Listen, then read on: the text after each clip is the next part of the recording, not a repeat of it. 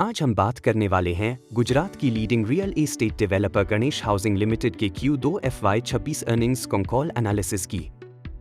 यह कॉल इसलिए बेहद अहम है क्योंकि कंपनी एक ट्रांजिशन फेज में है, जहां हाइपर ग्रोथ से कंसोलिडेशन और सस्टेनेबल एग्जीक्यूशन की ओर मूवमेंट दिख रहा है। Ahmedabad real estate cycle, large land bank monetization, commercial annuity income और डेट फ्री बैलेंस शीट जैसे थीम्स इस कॉल में बहुत साफ तरीके से सामने आए हैं। अगर आप real estate sector, asset heavy companies और long term city centric growth stories में रुचि रखते हैं, तो यह वीडियो आपके लिए बेहद उपयोगी है। सबसे पहले ओवरऑल मार्केट कमेंट्री से शुरुआत करते हैं। मैनेजमेंट ने बताया कि Ahmedabad real estate market Q2 FY26 से क्लियर रिवाइवल के संकेत दे रहा है। अगस्त 2025 के बाद बायर कॉन्फिडेंस में सुधार देखने को मिला है, जो Q1 से Q2 सिक्वेंशियल इंप्रूवमेंट में भी रिफ्लेक्ट होता है। अहमदाबाद की अफोर्डेबिलिटी एक बड़ा स्ट्रक्चरल एडवांटेज है, जहां EMI टू इनकम रेशियो लगभग 18% है, जो देश के अन्य मेट्रोज की तुलना में काफी कम है। Metro phase 2, gift city expansion और 2030 कॉमनवेल्थ गेम्स से जुड़ी इंफ्रास्ट्रक्चर विजिबिलिटी आने वाले वर्षों में प्रॉपर्टी प्राइसेस के लिए स्ट्रॉन्ग टेलविंड क्रिएट कर रही है। मैनेजमेंट का मानना है कि अहमदाबाद में प्रॉपर्टी वैल्यूज अगले कुछ वर्षों तक 10%, 15% केगर से अप्रिशिएट कर सकती हैं। अब कॉर्पोरेट अपडेट्स की बात करें तो सबसे पहले कंपनी ने अपना नाम formally Ganesh housing corporation limited से बदलकर गणेश हाउसिंग लिमिटेड कर लिया है। मैनेजमेंट के अनुसार यह केवल कॉस्मेटिक चेंज नहीं है, बल्कि सिंप्लीफाइड ब्रांड आर्किटेक्चर और फ्यूचर रेडी पोजीशनिंग को रिफ्लेक्ट करता है। इसके अलावा होली ओन्ड सब्सिडरी गतिल के अमालगमेशन को बोर्ड ने अप्रूव किया है, जिससे कॉर्पोरेट स्ट्रक्चर सिंप्लीफाई होगा, इंटरकंपनी ट्रांजैक्शंस खत्म होंगे, बैलेंस शीट मजबूत होगी और होल्डिंग कंपनी डिस्काउंट भी एलिमिनेट होगा। अब Q2 FY26 फाइनेंशियल परफॉर्मेंस पर आते हैं। इस क्वार्टर में गणेश हाउसिंग ने 174 रुपए करोड़ का रेवेन्यू रिपोर्ट किया, जो Q1 FY26 की तुलना में लगभग 15% क्यू ग्रोथ है। एबिटा 148 रुपए करोड़ रहा, जो क्यू 16% बढ़ा और एबिटा मार्जिन लगभग 85% पर बना रहा, जो रियल एस्टेट सेक्टर में एक्सेप्शनली स्ट्रॉन्ग माना जाता है। पैट 108 रुपए करोड़ रहा, जो Q1 FY26 के 93 रुपए करोड़ से बेहतर है। हालांकि ईयर ऑन ईयर कंपैरिजन कमजोर दिखता है, लेकिन मैनेजमेंट ने साफ कहा कि FY25 एक एक्सेप्शनल ईयर था और FY26 का पहला हाफ डेलिबरेटली म्यूटेड रहा। मैनेजमेंट ने कैंडिडली स्वीकार किया कि FY26 के लिए earlier guided 25%, 30% PAT growth achievable नहीं लगती। मौजूदा विजिबिलिटी के अनुसार FY26 में पिछले साल के पैट लेवल को मेंटेन करना ही रियलिस्टिक टारगेट है। फाइनल गाइडेंस Q3 के बाद रिविजिट की जाएगी। यह कंजर्वेटिव अप्रोच मैनेजमेंट की क्रेडिबिलिटी को स्ट्रेंथन करता है। अब प्रोजेक्ट्स अपडेट पर आते हैं, जो इस कॉल का सबसे महत्वपूर्ण हिस्सा है। मलाबार रिट्रीट, जो प्रीमियम रेजिडेंशियल प्रोजेक्ट है, कंस्ट्रक्शन शेड्यूल से अहेड है और प्रोजेक्ट हाफवे मार्क पार कर चुका है।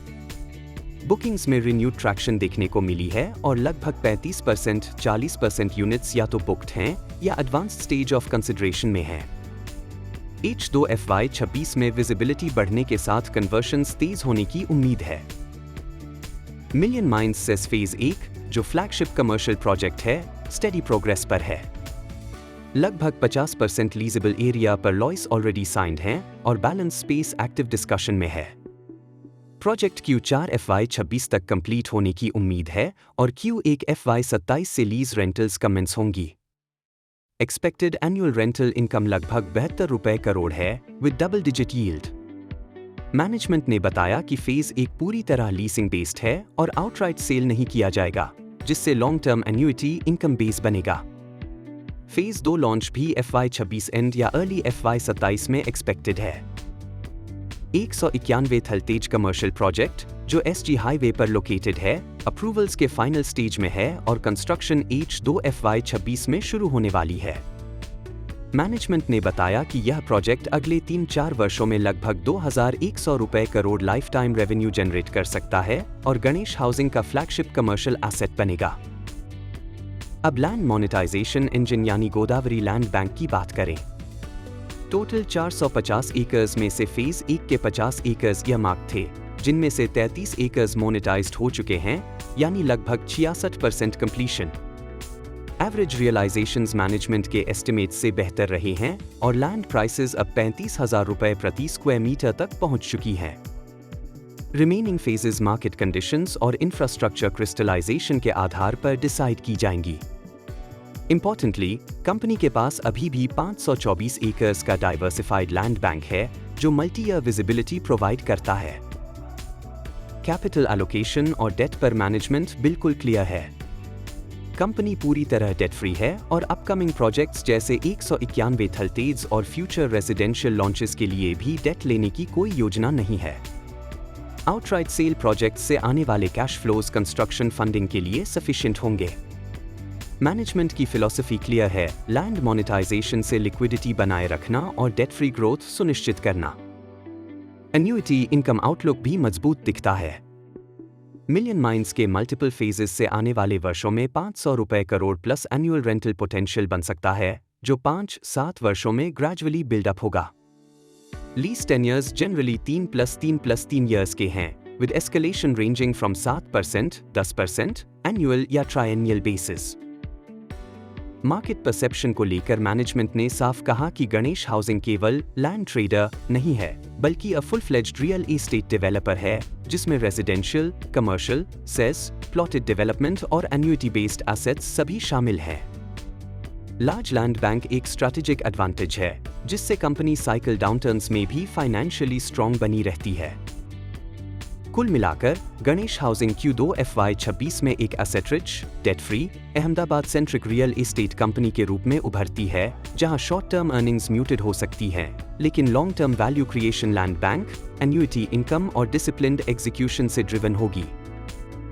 अंत में एक जरूरी डिस्क्लेमर, यह वीडियो केवल शैक्षणिक उद्देश्य के लिए बनाया गया है। इसमें दी गई जानकारी किसी भी प्रकार की निवेश सलाह नहीं है। कृपया किसी भी निवेश निर्णय से पहले अपने SBI रजिस्टर्ड इन्वेस्टमेंट एडवाइजर से सलाह अवश्य लें।